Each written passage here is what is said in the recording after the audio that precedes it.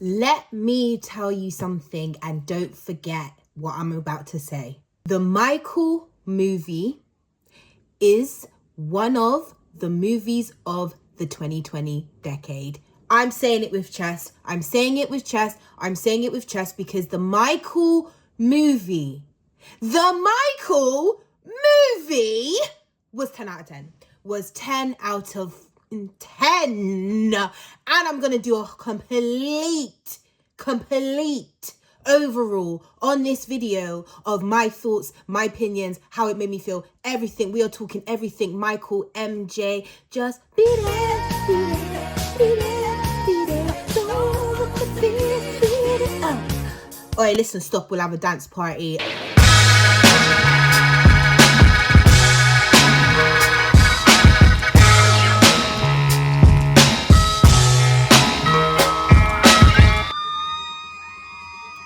Hi guys, it's your girl Nye. Welcome to Nye's World 2.0. Today I am talking about Michael. If it ain't Michael Jackson, I don't want to know. If it ain't MJ, I don't want to know. So before I go into all things Michael, please, as always, this is a new rebrand of a YouTube channel. So I'd appreciate if you could follow by clicking the links in my comments, following my podcast, following me, and then pressing the subscribe button, pressing the turn on notification button so that you don't miss an upload, because there's a lot going on, baby. I went and watched Michael on Monday, and I'm not even joking. It's been a long time, guys. It's been a very long time since I have left a cinema theater like this and just feeling... It's really true. It's been a very long time since I have left the movie theater and I've just felt so excited about a film. I have not felt that way from leaving a cinema since Avengers Endgame. And this is why I'm saying Michael is one of the top 5 movies of the 2020s. Don't at me, argue with your mother. When I watched it, I honestly didn't know what to expect. I'd heard a lot of mixed reviews. I had a lot of people saying that, oh, it's just a musical and there's no storyline. I had a lot of people saying that the casting was rubbish. I had people saying that the film was absolutely brilliant, the best thing they saw. So again, a lot of mixed reviews here. Obviously, me being me, I have my own mind. I had to go watch it for myself. And I was actually one of the late ones because I was seeing videos of people dressing up to the nines, turning up in the cinema, everything. Yeah, my experience wasn't like that. And also I'm a bit like, I probably should have got an MJ outfit for the cause. But anyway, let's hope I'll be invited to the Michael 2 premiere. I have to say, Jafar Jackson, what a talent you are. Jafar Jackson, what a talent you are. Because you embodied your uncle. You absolutely embodied your uncle. It was like you brought your uncle back to life. I'm saying it to Jafar Jackson with chest. His performance of Michael was absolutely incredible. From the looks, to the makeup, to the singing, to the acting. Man even got his voice on par. Like, you know, hi, I'm Michael Jackson. It's that softly spoken, sweet voice. I don't think there's anyone else who could have played him better. And I also think it's a beautiful will of God that it's a Jackson playing the Jackson, because their family is a legacy as it is, and it's just amazing to see how their legacy is just passing down through their generations. And we all know for a fact that Michael is up in heaven right now like this, because he had to be blown off his socks by watching his nephew's performance. Like, as I said, I even was in the theatre as I sat down watching these scenes. I was thinking to myself, is he Jermaine Jackson's son or is he Michael's son? Like, what's going on there? Because, you know, historically, Michael and Jermaine have always had like their little like throw shade at each other. You know, Michael's even made comments. I'll insert it. All my brothers, including Jermaine. Also, I'd like to thank all my brothers who I love very dearly, including Jermaine. So you know what I mean? Michael has been making shade and making comments towards Jermaine for years. So I actually was thinking, this could be Michael's son. No, because honestly, Jafar does look like his dad. He does look like Jermaine. But I'm just saying, like, I was like, is this Michael's son or is this his nephew? I always think to myself, yeah, when we're watching a good film, you know the film is good when the storyline is there. And I personally felt like there was a good storyline. Like, we got to see his kind of journey and how he navigated. We got to get that exposure of what life was like at home. I love the scenes of him and his mum watching Charlie Chaplin and eating ice cream. I just thought, because that family is so famous and the family is so, they're just stars and on red carpets and doing concerts, that we never actually get to see that human element. We never got to see, I don't know any footage of the Jacksons where it's just like human element. If it's not an interview, it's a press tour. If it's not a press tour, it's paparazzi. Do you know what I mean? Whereas in those scenes in the film where Michael's just watching Charlie Chaplin with his mom curled up on the sofa, I was like, and Nia Long, the woman that you are incredible. You did an incredible performance. The way that Nia Long channeled Catherine's inner emotions, like, for example, the scene where Michael was in the hospital and Catherine was at his bedside and, you know, she was just apologizing about how guilty she felt. Like, you could see the pain that she felt of the fact of not protecting her kids against their abuser, aka Joe Jackson. And I just think Nia Long is an incredible artist, but her portrayal of this woman, like the way that we could feel it, it was like you could basically get an insight into Catherine Jackson's memoirs. And I just think 10 out of 10 performance there. I really do. Plus, Nia Long looks good, thick. I'll be honest, the weight suits her. I don't know if she had to gain weight for the role or if it's a suit, but the weight, it suits you, mommy. It really suits you, mommy. Te quiero mucho, mommy. Let's talk about Colman Domingo, because when we're talking about 10 out of 10 performances, do you know what? For a second, I didn't even realize it was him. He looks so different, like the silver eyes, the big mustache. I was just like, this is Colman. This is Colman from Euphoria. This is Colman. Like, and Colman Domingo, again, fantastic actor. The production team did not miss when it comes to the casting of this movie. However, there is a casting that I wasn't very happy with, and I'll get onto that a little bit later. Colman Domingo's performance, his portrayal, you know, being able to watch Joe be Joe, but be like a more filtered Joe, you know? We've obviously heard so many stories about how abusive Joe Jackson was to his kids. And, you know, Michael's spoken out about it. LaToya spoken out about it. I'm not sure if anybody else of the Jacksons have. If they have, let me know in the comments. Give me a Jacksonication. But they've spoken about how their father was and how wicked he was. And I don't feel like we got to see the nitty-gritty evilness of Joe, but also I didn't want to see that. There was a scene, for example, where Michael didn't want to do the Jackson reunion tour. And when Joe came up to basically say that he needs to do this for his family and that these people aren't going to know him like his family, I actually thought for a moment there that he was going to hit him. And that's when I was like, no, I am not ready to see my beloved Michael getting hands put on him. I'm just not. So I'm glad they didn't. And also the scene where Michael got his first nose job and Joe says, come here. And he sees it. And I was like, oh my God, is he going to punch him in the face? Is he going to, like, my heart was racing because I thought he's going to hit him. And the fact that he didn't, I was just like, because I don't want to see my Mike get hands put on. That's the amount of trauma he went through that I didn't want to see. But yet, both actors, Colman Domingo and Jafar Jackson, did an incredible job of still portraying those emotions to make you feel the tension, you know, the abuse, the sadness, the mixed emotions, the love and hate. Oh, it was just fantastic. And also the silver eye contacts, 10 out of 10. Like I said, Colman Domingo, the man that you are, honestly, 10 out of 10. Like, give this man his award because he played an incredible performance. But for me, the breakout performance was Jafar. I love the fact that they kind of alternated between family life and things that he used to do at home, like when he was in his room and playing with bubbles, and then boom, the biggest like hits in his career. And also, what I think about this film was good as well is they do have an educational element to it, because I didn't actually know a lot about the story behind some of his biggest hits, like Beat It, Bad, Billie Jean, Wanna Be Starting Something, Don't Stop Till You Get Enough. Do you know what I mean? I didn't know, for example, with Beat It, like when they showed Michael getting together the Crips and the Bloods to, you know, coincide and film this video for him, and he's in the room, and you know, it's so interesting. This is why it just shows you energy, the unmatched energy, the unmatched aura that Michael had, that he could walk in with his soft self, his soft, small, slim self, dancing, doing his more feminine dancing, you know, not this gangster thug and I'm about that life, to the man them who are about that life, and they're still respecting him, they're still giving him his accolades. I feel like, you know, if Michael come into like certain rooms nowadays if he wasn't Michael Jackson, you know, people would probably laugh at him for being feminine and call him gay, especially like man them like that, you know what I mean, gangbangers. So the fact is that Michael's aura was unmatched and people respected him no matter what because of his talent.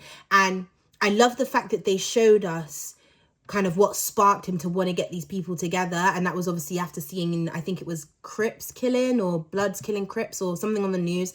And it kind of made him just think, right, I want to get people together through music. And it kind of just showed the type of person he was, always wanting to help people, always being kind to people. And they hated him for it. That's why they put out these narratives about him and did what they could to destroy him and make him feel weird. But I love that he stood in his skin. Nobody could not tell me Michael Jackson wasn't a confident person. And it's interesting because he was like confident, but not confident at the same time. Like you can see he's very shy. He's very self-conscious about his image. But yeah, man walks in a room with Crips and Bloods and is like, right, you lot hear me out. This is how we're going to do it. Do you know what I mean? I'm just like, what a man that this guy was. Some of the things I didn't like about the film, not much. I'm not here to criticize the film because as I said, I thought it was absolutely perfection, the film. But there are certain things that I didn't like. Only a few things. The first thing was Bubbles. Can we talk about Bubbles, guys? Why did they have to cast Bubbles as AI? Why could they not just give us a real chimp? Because I was getting really excited because, you know, I've grown up watching videos on early social media days like Bebo, MySpace days of like Bubbles the chimp, and early YouTube days, Bubbles the chimp, Bubbles the chimp. So I was kind of really excited to see, like, obviously not the real Bubbles, but a chimpanzee that is going to be Bubbles with Michael, especially because Jafar looks so much like Michael. So I was just like excited. And when I saw that piece of AI come out the car, I just rolled my eyes. Because I was just like, no, we don't want this. No, I don't want AI. I want Bubbles. I want a physical. And you can see even like when Latoya goes to touch him, you can just see the AI and the CGI. And I hated it. And I want to know, production, why was that decision made? Because just get a real chimp. Just get a real chimp. No, seriously, just get a real chimp. That I didn't like. The second thing I didn't like about the movie was the casting of Latoya Jackson. Now, I do know Latoya is more fair-skinned compared to her brothers and Janet, but I just felt like they just casted a random mixed race girl or a random light-skinned girl just to like slot her in because she's pretty. No shade to the actress because I don't think the acting was bad, but I just felt like she was very misplaced as a character. Like it just didn't look like she fitted in. Maybe it was the personality.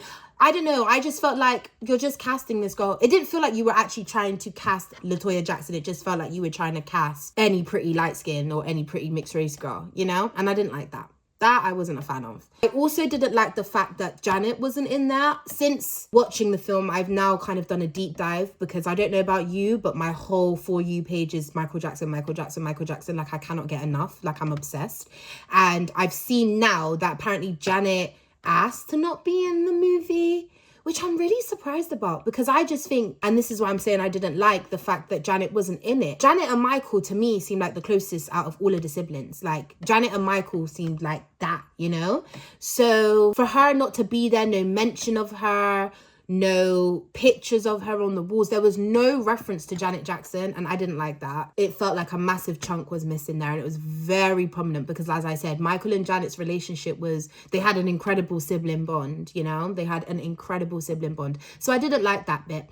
But other than that, I loved everything else about it. I really did. I did think some of the castings of the brothers were a little bit, like, the random casting of Marlon, I was like, it's because they did such a good job of casting Jafar, and Jafar is literally a spitting image of Michael, that I just thought they maybe would have casted people that looked a little bit more like the brothers. But either way, I wasn't mad. I wasn't mad at that. I was only mad at the Latoya casting, to be honest. But yeah, I love the storyline. I love the fact that they touched on really important issues. Like, again, this is why I'm saying the movie's actually educational. Like, bring your kids. Because Mike Myers playing the CEO of CBS, his name skips my mind, I thought that whole scene was incredible because I did not know that MTV weren't playing black artists. I did not know it was such a struggle in the 80s and the early 90s to get MTV to play black artists, because when I was growing up, all I ever saw on MTV was black music. I rarely ever saw like metal, rock. And my musical portfolio is very diverse. I listen to metal, I listen to heavy metal, I listen to screamo, I listen to pop, I listen to R&B, hip hop. Do you know what I mean? And when I was growing up, I used to listen to screamo. I used to listen to screamo at school. Asking Alexandra is my shit. Check them out. But I didn't grow up with MTV not playing black music. So for me, I was like, wow. It just keeps reminding you of how black people have just faced objection after objection. Now, how someone as talented as Michael Jackson, someone doing numbers, mine was doing millions of record sales in a week.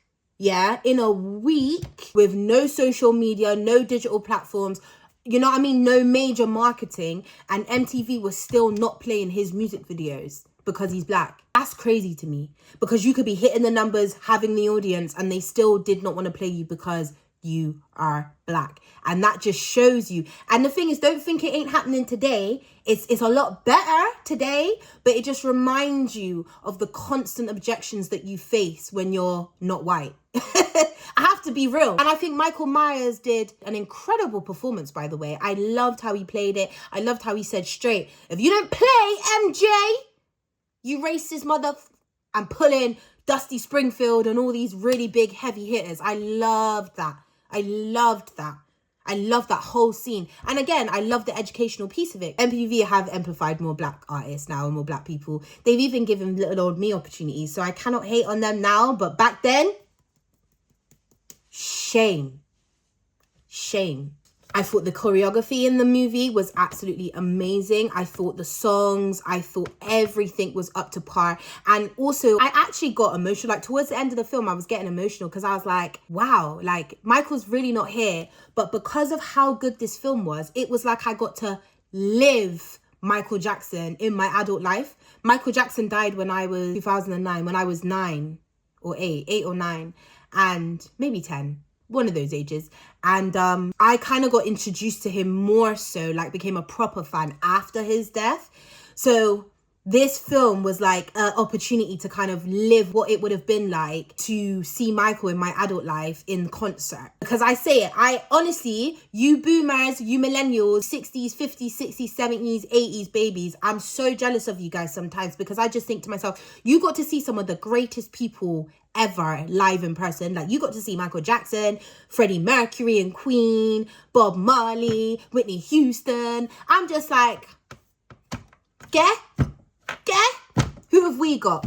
Ice Spice. It made me think, thank you for this movie, because I felt like I got to relive it. And I'm not joking, like, the portrayal of Michael by Jafar was so on point, to the point where there were certain times and certain scenes where I was like, is that Michael? Like it was Michael. That's what I say, bringing his uncle back to life. Because in certain ones of those scenes, like, you know, like the bad scene at the end of the movie. Oh, the bad scene at the end of the movie. Oh my goodness. 10 out of 10. At first, and when I saw it, I was like, oh my God, it's Michael. And then you're like, no, it's Jafar. It's like they was mixed in two different footages, but they weren't. It was just all Jafar. That's how incredible this boy did, playing his uncle. Like, for me, guys, Michael has no business being dead. Like, he really doesn't have no business being dead. Because Michael Jackson today, I wonder what he'd be like, guys. What do you think he'd be like?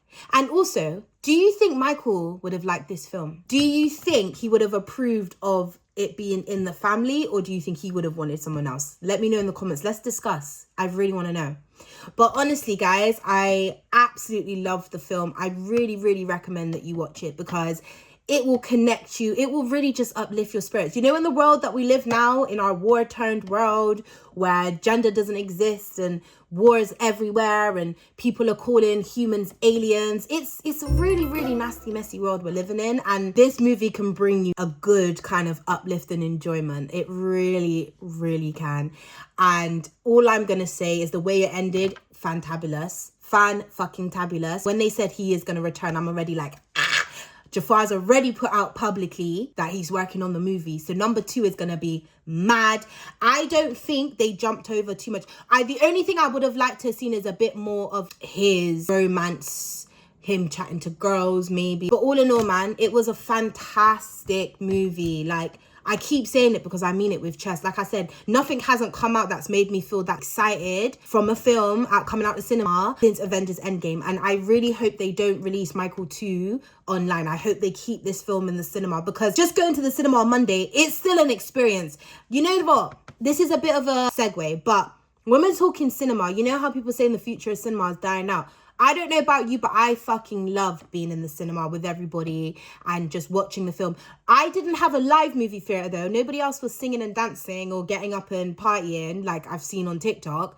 But watching that film at home wouldn't have banged as much as it did watching it in the cinema. And I'm actually going to go back and watch it this weekend, I think, because I really loved it. I'm going to leave that here because I don't want to be here all day. But we can actually talk Michael all day. Should we go live and talk Michael, guys? Should we just have a live session together and just talk Michael? What do you think? Let me know in the comments. But that's it from me, guys. It's been your girl, Nye, talking all things the Michael movie. I am hoping that I am going to be front and center when Michael 2 comes out and I get to sit down with Jafar Jackson and talk about this whole movie franchise, because I think it needs to be a franchise, because I'm looking forward to Dirty Diana. I'm looking forward to Remember the Time. I better see references to Chris Tucker and You Rock My World. I want to see the whole video setup of Remember the Time.